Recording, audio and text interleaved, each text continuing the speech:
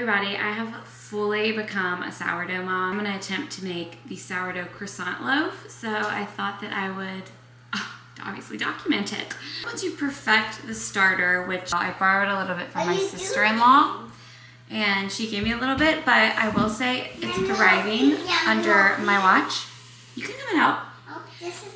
My sister-in-law made me the starter. Her name is Salsa Verde. She's resilient. I will say I've kept her alive for a few weeks, and with her, I have created her. I need to help you. You can help me. So basically, if you already make sourdough, it's super simple to do the croissant loaf. In their stretch and pull phase, you just add a stick of grated butter, 375 grams of water, filtered water from my fridge, and that's just fine. That's your fridge? And my fridge and Daddy's fridge?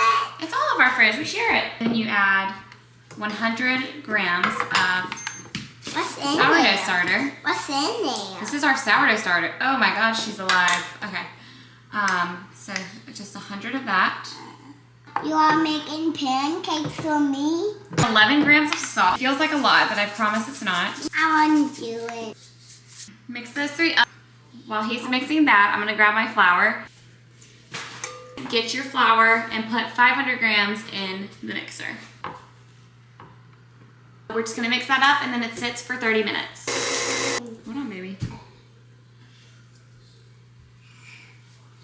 Now we're going to do our stretch and pull phase of the sourdough, but with our croissant loaf, we're going to add a stick of grated butter. It's very important, this step, that the butter is cold.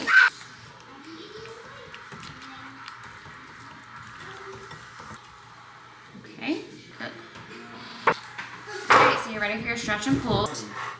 Stretch it and fold it over. Over to my right, a 2-year-old is eating just butter.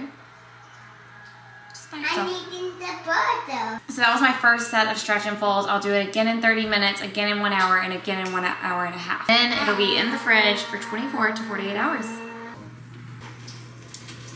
She's beautiful. All right, so that was my final round of stretch and folds. And I'm gonna put a tea towel over it and let it sit out overnight for about 7 to 8 hours. So my dough is rested all night. And now we're going to shape it. So I'm gonna start by putting a little bit of flour down. Don't eat your dinosaur. And I don't know what's right. A lot of people use these things. And maybe that's how you do it. But some people also just kind of fold it and do it by hand. Yeah. What are you making? I'm making dough. Let me eat it. I'm gonna let her sit for 30 minutes and then she goes in the fridge for 24 to 48 hours. I don't really know how this became my life. Alright guys, here is my sourdough croissant loaf. I think she's actually kind of beautiful. You can see like the croissant vibes. Ow, it's hot. What are you doing? Oh, don't touch it, buddy, it's hot. What's that? It's a croissant sourdough loaf. I need some. Should I cut it?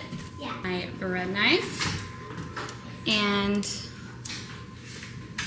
I'm just gonna cut it right down the middle. Actually, I'm not gonna cut it down the middle because, yeah. My bread knife just doesn't fit. It's just too big. Look at her. She's so beautiful. Just look at that. So pretty.